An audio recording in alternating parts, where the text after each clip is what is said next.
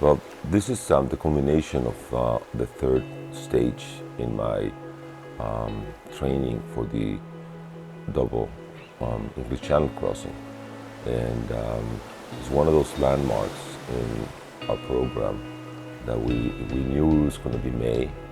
We didn't know exactly which weekend in May.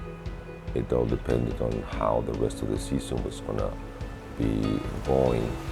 And a couple of weeks ago, when we finally decided it would be in the 12 and 13, well, the excitement started to come inside me, because this is the type of workout that defines the season.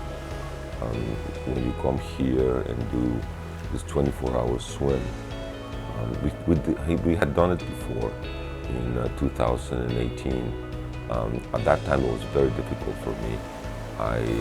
Especially the third swim, the night swim, it was very, very complicated. And I remember that experience, but I also knew that this time I had two advantages. Number one, I already knew what was coming, and I knew how to deal with the different workouts. And number two, I've been training a lot, especially last year, since during the pandemic, I swam every single day in the pool, and I trained as if I was going to go for the double last year. It didn't happen, but I did the training. And one thing that Rafa and I always laugh is that one of those days I did 15,000 meters in a 25-meter pool. We started at 11 o'clock on the first one.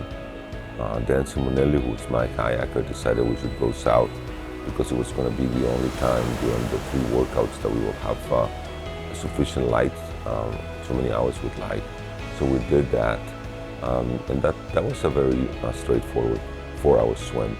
The second one, which was from 7 o'clock to 11 o'clock, it got a little bit more complicated, especially during the third hour. I had a small crisis, and I was able to deal with it and come out pretty fast. So that didn't concern me. All through the workouts, I was worried about my left shoulder. It had been aching a little bit over the weekend and on the plane coming here. But as the day went on, that problem disappeared. And finally, when I got to the third one, which started at 3 o'clock in the morning, and I got into the water and started with my strokes, I knew it was going to be a good day finishing my third workout without any problems, and that's what happened. It started like, a wishful thinking years back, and now we've incorporated it into our schedule, and it's a combination of a stage and also a good measure of how well I'm prepared.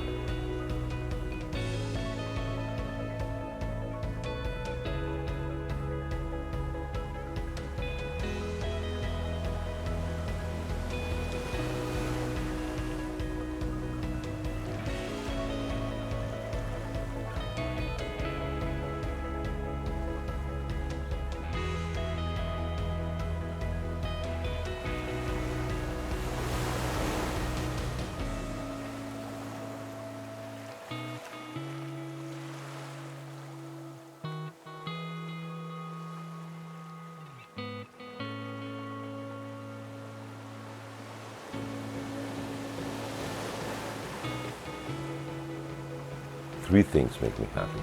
Number one is that the three workouts, I maintain the same pace.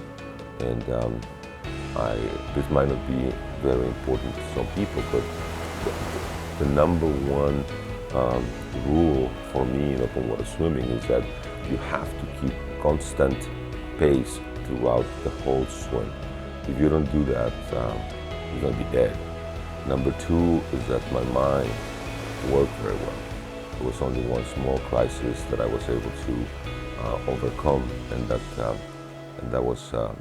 a good sign as well. And number three is that we had a lot of fun. We had the whole team here, part of the team, We enjoyed it. It was the first time that Lucia was able to travel again with me. So it made us happy, and we had a great time. Here in the San Diego, La Jolla area, I have many friends. I have friends from my swimming career, and also friends from Mexico. The son of one of, or the family of one of our best friends lives here, Rainer Picard. And Rainer is about 20-something years younger than I. And he's the #1 triathlete worldwide in his age group.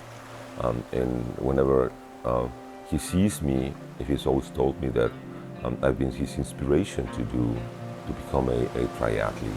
And so he gathered all his friends. He talks a lot about me. I realized, because when we arrived, the whole family and some of his teammates were here to cheer me at the beginning of the swims. So that was also a very nice event.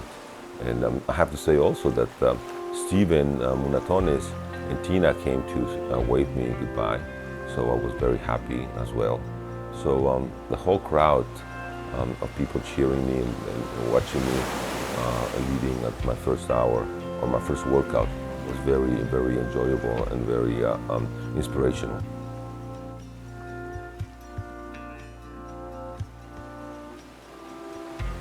En la planificación que hicimos rumbo al Canal de la Mancha, dividimos este plan en 4 etapas. Lo que acabamos de hacer es terminar con la tercera etapa, y esta etapa, que es la más dura, la más fuerte, termina con un entrenamiento que llamamos un entrenamiento simulado, ¿va? Un entrenamiento cuyo objetivo tiene el de conocer tanto las fortalezas como las debilidades de Antonio rumbo al doble cruce, que son muchas horas de nado, por lo cual nosotros hacemos un entrenamiento de aproximadamente unas 24 horas de vigilia, ¿va?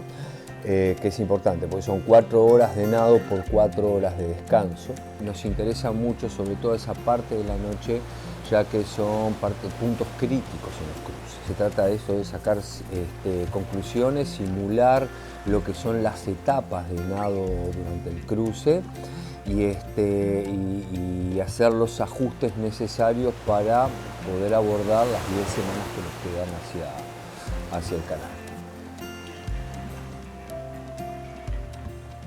El éxito de lo que sucedió esta semana fue gracias a una organización previa por parte del entrenador principal, que es Rafa. Lo que él logró es acoplar a muchos expertos y lograr que todos pudieran lograr sus objetivos particulares en una labor de equipo en general.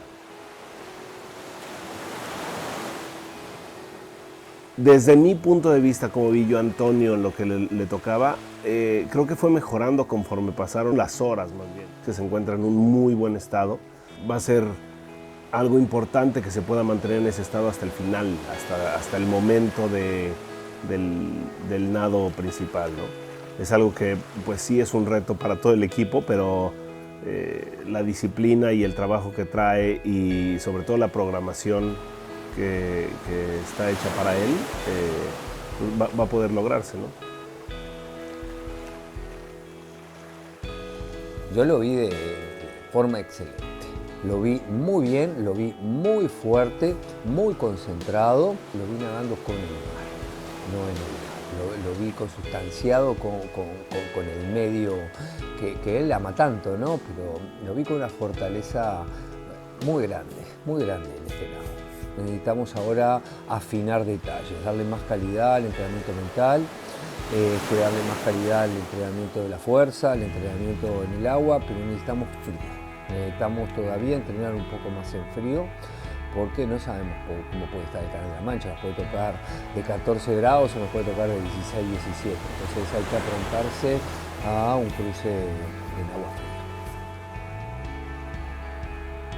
Muy feliz de estar aquí, de estar junto a él, de vivir esos momentos de mucha tensión, pero al mismo tiempo de mucha alegría, de muchos eventos divertidos y bueno, acompañarlo como siempre, ¿no?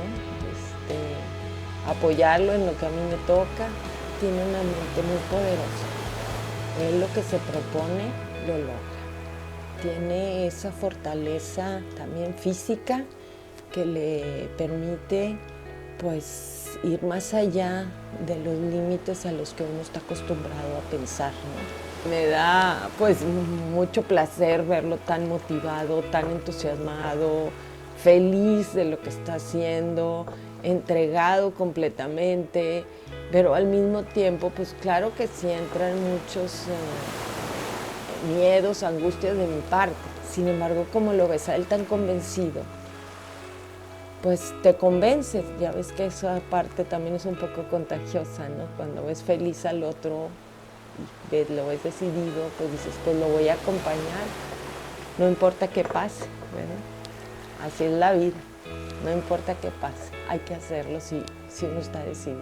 Me da mucho gusto poder estar con él, acompañarlo en este trayecto y lo mejor, como siempre.